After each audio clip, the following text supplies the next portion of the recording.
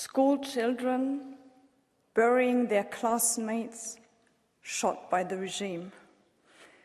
Video snippets, electricity cut off, people screaming, gunshots, and then silence. It's always the same patterns, colleague. The regime shuts down the internet, it kills in darkness, and that is why it is our job to put the spotlight on what is happening in Iran.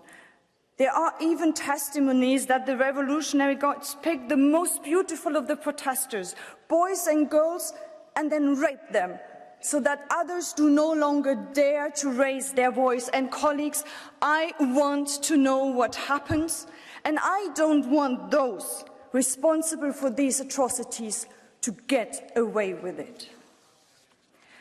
This Thursday, so the day after tomorrow, the UN Human Rights Council will hold its first ever special session on Iran, and it will vote on the establishment of an independent fact-finding mission.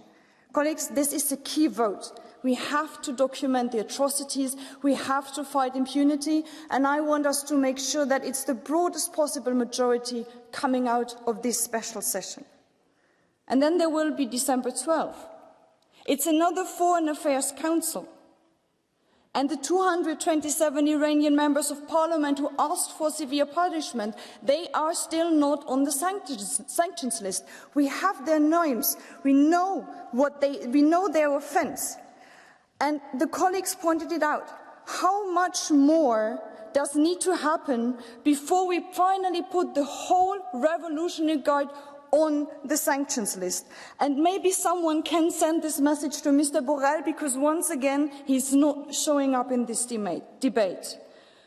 I understand well there is only so much we can do from the outside. But that is why it is needed that we fully dedicate ourselves to doing just so much.